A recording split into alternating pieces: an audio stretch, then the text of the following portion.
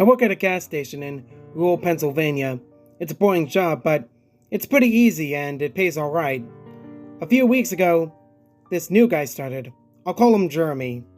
Jeremy is weird. He's about 25 or 26 and he hardly speaks, but he's got the creepiest laugh I ever heard in my life. My boss and I have both noticed this, but it's never been a problem, so there's not much we can do about it. Customers have never complained about him, and he's always done his job fairly well. Up until a few weeks ago, anyway. That's when things started going missing. Employee theft can be a problem at any business that sells consumer goods, and there's only one person working at a time at this gas station. It's a pretty small place. About 2 weeks ago, my boss started noticing that we were short on motor oil. At first, it was a few containers at a time. Then, entire shelves and boxes from the back room. Pretty soon, entire shipments would be gone the day after we got them, and it would always be right after Jeremy's shifts.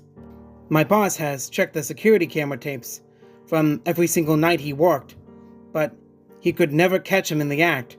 Jeremy would lock up at closing, and then the motor oil would be gone the next day. My boss usually takes the tapes home with him to try and catch Jeremy stealing, but his daughter had a softball game last night, so he asked me to watch the tapes for him. He offered to pay me overtime under the table, so obviously I took that offer. There are 3 cameras, so he gave me 3 different tapes to check. I figured it would be a long night, but I'm trying to save up for a vacation, so I really need the money. I took the tapes home, popped them in an old VCR, and sat back. 2 days ago, the last time he worked, Jeremy started at 4 p.m. Everything seemed pretty normal at first. He counted up his drawer, switched off with the girl who was working before him, and waited for a customer. The first person who came in was Mrs. Templeton. The timestamp on the video read 4:03, a regular. She picked up her cigarettes and a newspaper and paid with a 20. Nothing unusual there. The next customer was some local guy named Ron. He drives a motorcycle, usually comes in every few days. He filled up his tank, got a bag of beef jerky, paid with his credit card, and then left. Next was some guy with a cowboy hat. I'd never seen him before, but we get plenty of strangers passing through, just like at any gas station. He got $40 worth of diesel fuel, paid with a $100 bill, and went on his way. I sat back inside. The only thing more boring than doing this job was watching someone else do it. My boss's offer was enough to keep me watching, though, so I left the tape on. Everything seemed pretty normal. I had a feeling that if Jeremy was stealing motor oil, he knew we were suspicious of him by now. I didn't expect him to be dumb enough to let us catch him on camera. Things stayed boring and routine until about 5 o'clock at 5:03. Mrs. Templeton came back in. She must have forgotten something, but she didn't. She bought the same pack of cigarettes as before and the same newspaper. She paid with another 20. That's odd, I thought. But then again, she is a little absent-minded. I thought Jeremy should have told her that she already got her smokes, but it's not against the rules to sell somebody the same thing twice. That's when Ron came in again. He bought another tank of gas for his motorcycle again. I later checked the outdoor camera because I thought maybe he had another car he wanted to fill up. And the same pack of beef jerky. He paid with his credit card again. No big deal, I figured. This was just a weird coincidence. Mrs. Templeton is forgetful, and Ron probably owns more than one Harley. That's when the guy in the cowboy hat came back in. I felt a chill run down my spine. Don't get diesel. Don't get diesel. Don't get diesel. I found myself whispering to my empty living room, but he did. He got $40 worth of diesel fuel and paid with another $100 bill. Every move he made was identical to his first visit, right down to the way he scratched his nose before he walked out. Either this guy is rich, owns a lot of trucks, and just moved into town, or something really bizarre was happening. I kept watching. Every customer for the next hour was the same as before. Every single one.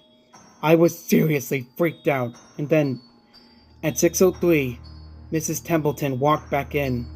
She bought her cigarettes and newspaper and paid with a 20 again. I thought I was going to lose it.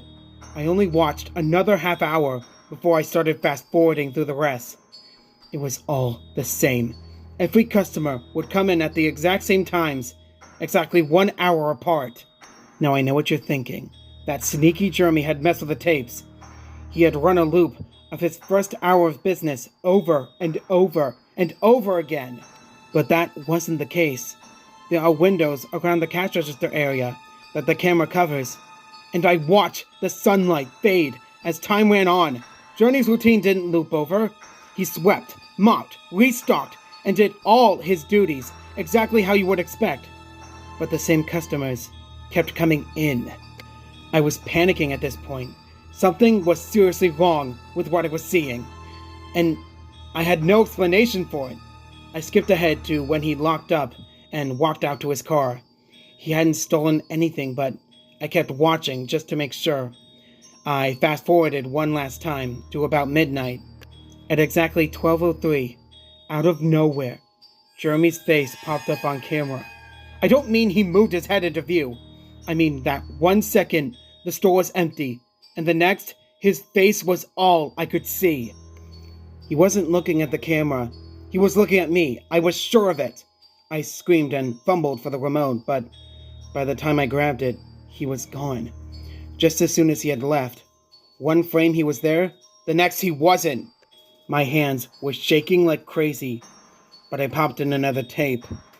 The other indoor camera shows the back area by the cash register, and I would be able to see how he got up to put his face in the camera like that. I skipped ahead to 12:03, but there was nothing. I would have been able to see him standing on a chair or something in this tape, but he wasn't there. I didn't see him enter the store at all after he left. It's like he wasn't really there. He doesn't know the security code, and no alarms were triggered that night after he locked up. What I did see, however, was that at 12:03, the motor oil vanished off the shelf. All of it. Same as Jeremy's face. 1 second it was there, and the next it wasn't. I turned the tape off and went to bed, but I didn't get a wink of sleep. My body is exhausted right now, but my mind is racing. That tape was undoubtedly the creepiest, most disturbing thing I've ever seen in my life. I work in a few hours. My boss asked me to bring the tapes back in and let him know what I found, but really, what the hell am I going to say? Jeremy works the night shift tonight, directly after me, and the plan is for my boss to come in just before I leave and confront him with me, as I'm supposed to be the one who caught him stealing. I have no idea what I'm going to do. I suppose I'll have to show my boss the tapes, but I don't want to watch them with him. I never want to see anything like that ever again for as long as I live. I can't get the image of Jeremy just smiling directly into the camera out of my mind. It was the creepiest look I've ever seen on another human being's face. Anyway, I'm gonna try to get some last-minute sleep before I have to go in and deal with this. I'll let you guys know what happens. Update, 2:49 p.m. Updating from my phone, so apologies in advance for any errors. My boss just finished watching the tapes. I told him what to expect, but you really can't prepare someone for something like that. He is terrified. I still am too. Jeremy is due to come in at 4. We've got a little over an hour to get our stuff together, but neither one of us knows what to say to him. Is he just some messed up guy who likes to steal motor oil and scare the living daylights out of people? Or is he something else? I don't know if this is crazy, but does anyone think he could have anything to do with the time loop? My boss said he'd never noticed anything like that in the other tapes, but the way he popped up in this one made me think he knew I would be watching. It's like he wanted me to see what he could do, like he was showing off or something. The way he smiled into the camera was like a little kid showing you a sandcastle they just built or something. I don't know. I probably sound crazy. I sure feel the part. I'm going to talk to my boss some more. We have to calm ourselves down and figure out how to handle this. I'll update again tonight, but I have a really bad feeling about how this is going to play out. Update, 4:33 p.m. No sign of Jeremy. Tried calling him, but his phone has been disconnected. We're calling the police. Update, 5:33 p.m. No sign of Jeremy. Tried calling him, but his phone has been disconnected. We're calling the police. Update, 6:33 p.m. No sign of Jeremy. Tried calling him, but his phone has been disconnected. We're calling the police. Update, 7:33 p.m. No sign of Jeremy. Tried calling him, but his phone has been disconnected. We're calling the police. Update, 8:33 p.m. No sign of Jeremy. Tried calling him, but his phone has been disconnected. We're calling the police. Update, 10:58 p.m. Oh my god. Oh my god. Oh my god. Oh my god. I just got home and saw my previous updates. Things make even less sense now than ever. Here's what I can tell you. I went to work, Jeremy never showed up. My boss and I decided to call the police, as you are well aware. When I picked up the phone to call, though, the sun went out. I kid you not. That's what I thought happened.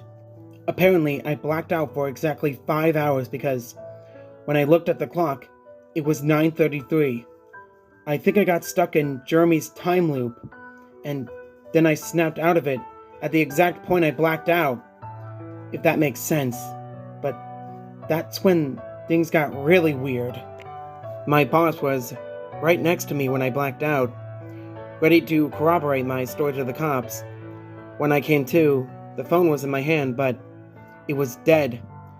Not even a dial tone. My boss was still right there, but he wasn't moving. He was standing up, but frozen. I looked at the clock again, and it wasn't moving. The second hand was stuck on the 12. It was 9:33 exactly. The clock on the register computer screen wasn't moving either. My phone was frozen. There was even a customer at the register, waiting for my boss to get him cigarettes. I'm betting that would have been his 5th pack of the day. I got the hell out of there. Didn't lock up, didn't turn the lights out, and sorry guys, I didn't grab the security tapes to upload on the internet. Believe me, that was the last thing on my mind. The gas station is on a major highway, and cars were parked all along it. Except they weren't parked. They were frozen. The people inside were sitting still as wax statues. I got in my car and prayed that it would start. Thankfully it did. About halfway home, time started up again. The static from the radio turned into music, like it's supposed to be, and from what I could tell by listening to the host talk in between songs, no one noticed the time freeze. Or whatever it was. I was the only one. Well, I'm sure Jeremy noticed as well. I still have no clue where he is or what he's doing. I'm hiding in my room and calling the police again in the morning. I don't know if I ever got through to them before, or if I did, whether they took me seriously. I'm scared for my life at this point. I'll update tomorrow, if I can. Final update, 10:33 a.m. I finally fell asleep last night around 4. I have no idea how I did it. I guess exhaustion finally got the best of me. This morning, I woke up to my phone ringing. It was my boss. He'd been calling me since about 6. He woke up when time turned back on last night, and immediately called the cops. They came by to see what was wrong, and he told them everything. The police around here are all small-time guys. They were more concerned about the missing motor oil than anything, but my boss figured he would take it as long as he had their attention. They decided to go looking for Jeremy. We keep all our employee applications on file, and since Jeremy just started working here, his was easy to find. They checked the address on it and headed over to his house. You're not going to believe what they found. The address Jeremy listed on his application was an empty lot, or at least now it is. There used to be a house there, but it burned down in 1993. Being a small town, almost everyone remembers that fire. A family of 4 used to live there way back when. Rumor has it that they had an estranged son who they never really talked about, but I can't say for sure if that's true. What I can say is true is that after an insurance investigation, the fire was ruled as arson. The entire house was soaked in oil and torched with a Molotov cocktail. The entire family was sleeping when it happened. None of them survived. They never caught the guy who did it. Rumor has it that when they tried to contact the estranged son, no one could find him. Anyway, my boss called and told me this, and I freaked out. Then he asked me to come to the gas station. "What are you, crazy?" I said, but he assured me that the cops were there with him. Then he dropped a bomb. The FBI were also in town, and they were going to talk to me one way or another, so I might as well come in. It was about 7:15, and I wanted to go back to bed, but I figured I wouldn't be able to get much more sleep anyway, so I went down. 4 men in suits greeted me and told me to have a seat. We went over everything 2 or 3 times until they got all the details down. I told them about Jeremy, the security tape, last night at work, everything.